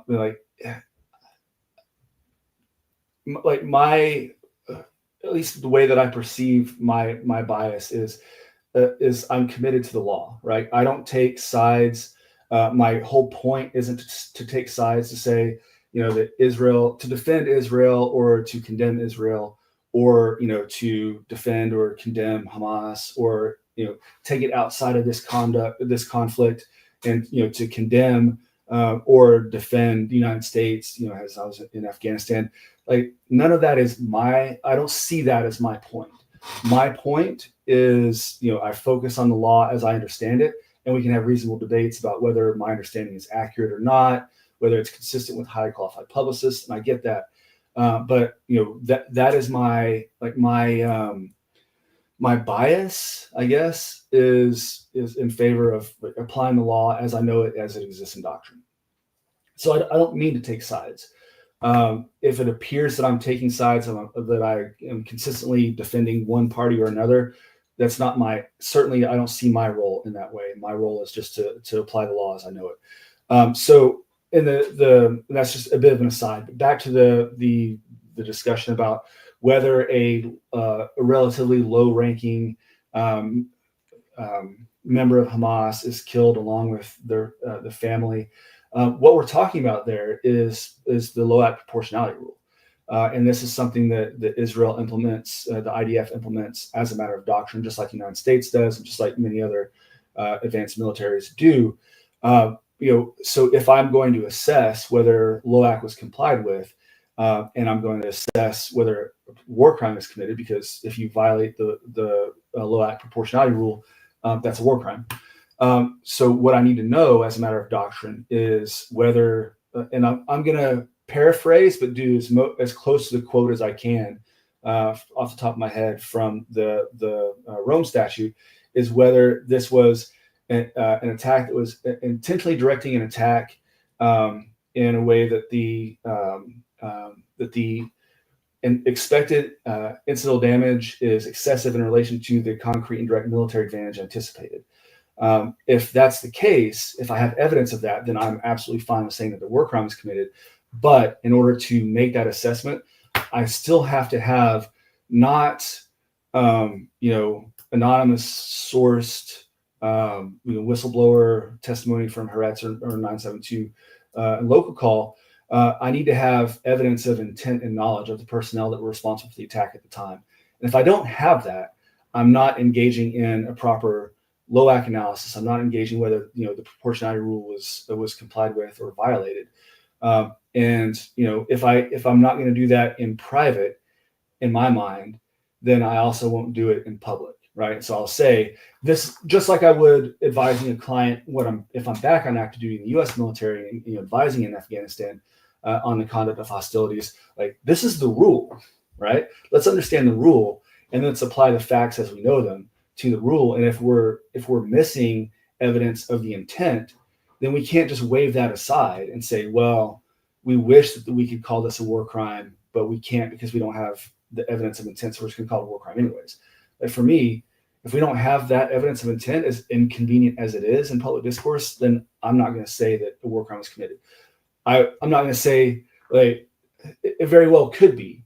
Like, you can use these tools, like Where's Daddy, in a way that is inconsistent with LOAC and that does amount to a war crime. It can be done, and like anecdotally, I don't doubt that on occasion it is done in IDF in Gaza or anywhere else. The important point is what's carried out as a matter of policy, is LOAC complied with as a matter of policy, and when there is evidence of a potential LOAC violation or a potential war crime, is it investigated and taken seriously and potentially prosecuted? Great. Thank you for that question, Matthew. We're now going to bring on Levy. We're going to bring you on because we didn't have time to hear from you yesterday, so I'm going to prioritize you. Hopefully we can get to everybody. Do you have a hard stop in 10 minutes, Brian? Not a hard stop, but let's start winding down. Okay, sounds good. Levy, Yeah. What's up, man? All you. Yeah, thank you for the presentation. So the question of intentionality, I'm not sure if you're familiar with, there's this Twitter user, Yunus Tulawi, a Palestinian journalist, which goes through Facebook posts and like other posts from military commanders in the IDF, where like almost daily you'll find genocidal language in those posts. And then he links where those commanders or soldiers have been stationed within Gaza. So, and like occurrences of alleged war crimes. So if we're looking for like, if we're saying, oh, Ben-Gurion's political, here we have actual commanders on the ground, and they're saying much of the same, some of the word statements. Yeah, I'm sorry, I'm not familiar with with that site or with the methodology of you're describing. I'll say without being aware of that specific person and their method, I think that is certainly a way to assess what someone's intent is. If they're saying say like, I am deliberately attacking civilians because I hate Gazans or something like that. I wouldn't suggest that we can just completely discount this type of evidence.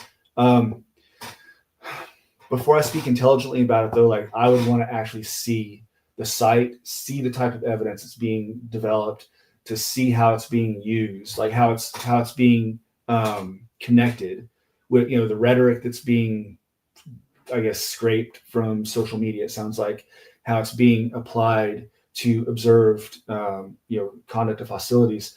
I can't speak intelligently about it. It sounds like an interesting way to establish potential LOAC violations, to establish potential genocidal intent even.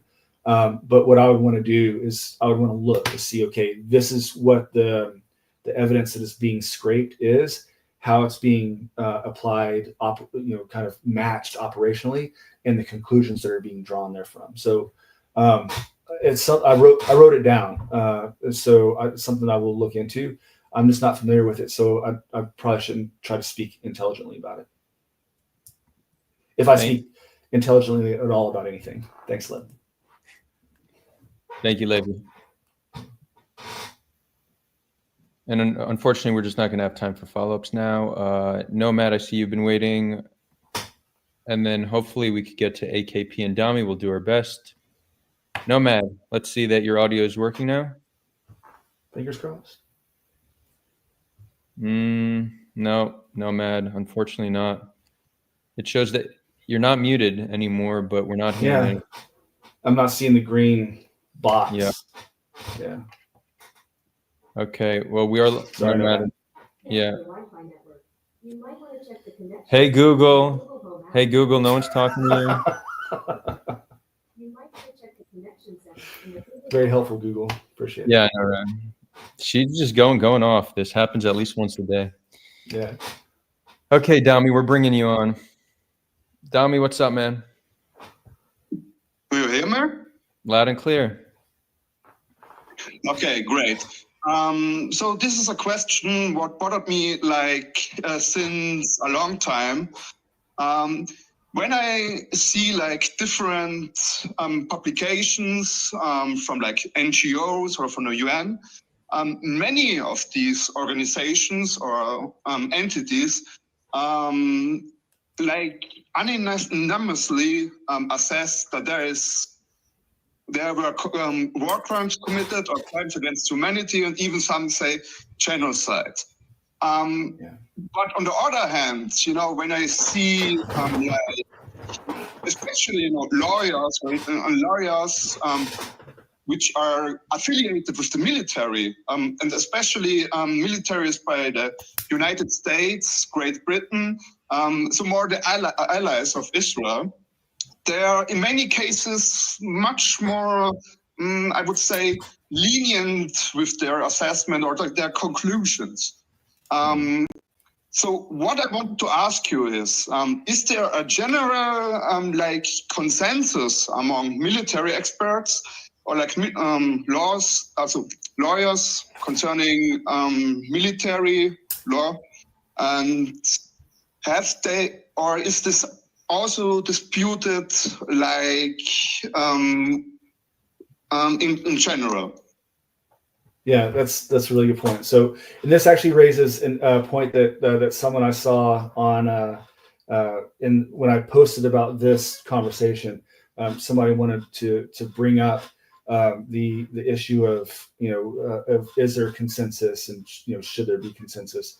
If it's based on the perspective of say NGOs and UN agencies, whatever the agency is in the bureaucracy.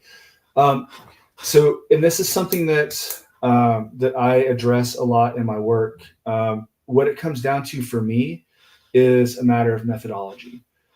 So if you read a human rights report, or if a Human Rights Watch report, or an Amnesty International report, and I'm talking about war crimes specifically, I'm going to paraphrase what the methodology often is. And then you can pick your report and go and assess whether you think that I'm providing a realistic and genuine assessment of their methodology. But very often the majority of the methodology is something along the lines of this, right? So there was an attack that happened, and then weeks later we sent sent researchers out to look around. We didn't identify any indication that a military objective was present, or that insurgent fighters were present when we checked a few days or weeks later. And so this is an attack that should be investigated as a war crime. And if it's not, then this is evidence that the military, whoever it is, it's not just IDF, it could be anybody, any military, because they use this methodology a lot, even with the U.S. military, which is why I started identifying it. That if the military isn't investigating it as a war crime, then that's indication that there's rampant impunity for war crimes within that military. So my intent isn't to be like ideologically critical of NGOs or humanitarian organizations. I think they play a really important role in public discourse and bringing certain issues to into the public forum and bringing public awareness to issues. But that methodology is not a way to assess whether LOAC was complied with, right? So you can't assess, based on, or it's very difficult. You can assess that an attack happened. You can assess that it resulted in incidental harm. You can gather evidence from the site to say, okay, I'm seeing munition fragments here, and I see a serial number, so I can trace this through one belligerent to a party and where it was sourced from. So you can get all kinds of really important forensic and anecdotal information from a site exploration. And frankly, human rights organizations or humanitarian organizations in general have better access in many cases to a site where an attack happened than even the military does, right? Because if we try to go in there and assess, we're going to get attacked on our way in and our way out. Whereas, the humanitarian organization can coordinate with the fighters on the ground to say, okay, I'm just going to go here and investigate. This is what I'm doing, right? So a lot of times they'll have important access that even the military can't get a hold of. So I don't discount these reports on whole. I think they can provide very important information, but the methodology for determining that this was very likely a war crime is just not consistent with the methodology that we apply in practice, because you're not getting evidence of knowledge and intent of the personnel that were responsible for the attack. And so this isn't to try to plug my work. This is not my intent at all. So I hope it's not perceived this way. But like I've actually what's come to mind is a blog post on the blog site Articles of War. So if you Google Articles of War, if you're not already familiar with it, and go to authors and then go to search for me for Brian Cox. The blog post that I have there that assesses the I forget what the title is, but the Netherlands Court of Appeals case where the court determined that the Netherlands needed to stop providing military support to Israel based on its conduct in Gaza. One of the key pieces of evidence that the court relied on was reports from Human Rights Watch and Amnesty International. I think it was both, but it was one or the other. And in that blog post, I look at, okay, this is what the evidence was from this report, and this is why this isn't consistent with the doctrinal application of LOAC. And so I do think you can get important evidence, you can get important commentary from sources like this, but if there's a perception that there is a gap between a military approach and say an approach from a humanitarian organization, it comes down to doctrine, and it comes down to methodology, and you can see the methodology within the report, right? So that's what I focus on. And then the second part of your question, just quickly, there is not this is completely anecdotal. I stay in touch with a lot of people that were friends and former colleagues while I was in the military. We talk about a lot of this stuff. That's the whole reason why I got started on X to begin with, was because they felt like the discussions that we were having in private, they felt like weren't being represented in public discourse, but very often they're not allowed to get involved in social media for various reasons. And I am, because I'm retired now. And so that's why a big motivation for me getting involved. So I stay in touch with them. I talk to them on an almost daily basis, various people that I've been in touch with or whatever. There is not a specific, we have divergence in our perspectives for sure. But within that community, there is an alignment on what the law is and how it should be applied. That the divergence becomes whether based on what we're seeing in Gaza or anywhere else, that LOAC is being complied with, but our starting point is almost universally, you can go to the Rome Statute and pull up Article 8, that becomes essentially our starting point. Even though the United States hasn't ratified the Rome Statute either, it's also consistent with our military doctrine. So that becomes our starting point. And I just don't get the sense that that is the case for the, broadly speaking, the humanitarian community of practice. And so there's a divergence there just in the way, in our interpretation of the law that we're applying, and you can actually see it in our methodology. Thanks for the question, Dami. Do you have time for one more question, Brian? Thank you for the Yeah, talk. man, let's do it. Nomad, we're gonna give you another opportunity. If it doesn't work, we're gonna give it to AKP. Let's hope it works. Nomad, sorry, it's just not your day. AKP, we're bringing you on. Yeah, hello. Hey, yep, all you. Awesome. Yeah, so thank you for your legal perspective, Brian. And I'm interested in comparing the U.S. Army in Afghanistan and the IDF in terms of how much they follow the law of armed conflict. And I think the USA has proven that it's possible for them to punish their own soldiers for misconduct and breaching the law of armed conflict. Like, for example, Jeremy Morlock and Calvin Gibbs, they've been given like life sentences, and their whole murder ring had like 5 to 10 years of prison sentences. But in the IDF, in this current conflict, I don't think we've ever seen any prison sentences being given out. And I think in the whole history of the IDF, the worst prison sentence they've given out is like 12 months for killing a restrained captive. I remember that. Yeah. So do you think that the IDF is as capable as the U.S. Army in enforcing the laws? Yeah. So I'll just speak about my experience, and it's, you can take it for what it's worth. It's obviously completely anecdotal, but I've got several contacts within the IDF, specifically within the Mag Corps.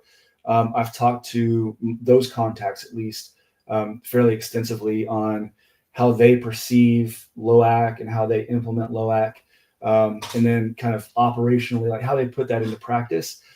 My assessment is, at least operationally, just from a practical perspective, the IDF implementation of LOAC is very similar to what I would expect from the U.S. Army. There are some differences that in terms of how we go about determining whether a prosecution should take place. But the starting point is LOAC as it exists in doctrine, and a commitment to actually complying with it, to training our troops on what their obligations are, and then to enforcing it. So I'm gonna. This is not meant to be a plug. It's not my work this time, but it's also in Articles of War. So if you go to Articles of War, go to authors, and then do a search for Merriam. It's Merriam. It's John Merriam, J.J. Merriam. He used to be my boss while I was at Fort Drum, New York. But he had a blog post published very soon after October 7th, where he describes his observations from going to Israel, if I remember correctly, and like watching how they implement LOAC. And this was before October.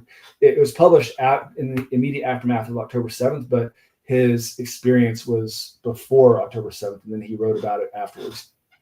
And JJ's main takeaway is, the operationally, it's the IDF implementation of targeting rules and of LOAC is substantially similar to the U.S. military, and that's been my completely anecdotal perspective as well, just from coordinating with and becoming familiar with select members of the Mag Corps, the IDF, specifically within the International Law Division. So that's the first part. The second part's tricky. Like I get it.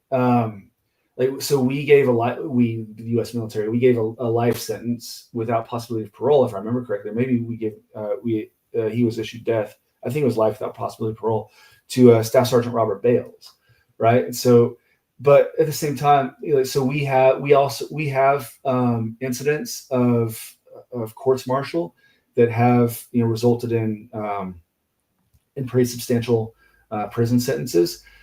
But what I would want to do to speak intelligently about a comparison for military justice outcomes, for courts-martial outcomes, is I'd want to look at specific cases and say, okay, we've got Staff Sergeant Robert Bales, and then we've got some of the cases that were prosecuted and convicted and received convictions that or prison sentences that President Trump eventually ended up pardoning for various political or social reasons. But looking at those cases and then also comparing cases within the IDF, I think we could probably make some pretty insightful comparisons. But in order to do so, what I would want to do at least is to look at the case files, so that I'm comparing apples with apples rather than comparing, say, a Staff Sergeant Robert Bales with something that wouldn't necessarily result in a death penalty or a life in prison type of sentence. So yeah, I mean, I think there would be value in conducting that study, but without looking at specifics of cases, it becomes anecdotal rather than empirical. Awesome. And with that, we will need to wrap it up. Thank you, AKP. Brian, thank you so much for your time. And I know there are more questions. I myself also have a few questions, but I guess that just means we'll need to do a round 2 at some point. Yeah. And to those viewing, thank you for tuning in. If you want to connect with Brian, I dropped the link to his Twitter. You'll see it in the description here on YouTube. And with that, we're going to wrap it up. Anything else you want to plug, Brian, before you... No, I just want to express again, thanks for the invitation to come on and have the conversation. And the expectation I don't think should ever be that everyone is always going to agree with everything that everyone else thinks, right? And so I think there's value in having conversations like this, like setting aside the time to have discussion with people, with not only you but also with the audience that have different approaches and perspectives, and just to have a respectful conversation that highlights differences of opinion. But I think in doing that, it ends up kind of broadening everyone's perspective. So I really appreciate the opportunity. Much agreed. Thanks again, Brian. We'll be in touch. Yeah, all right, sounds good.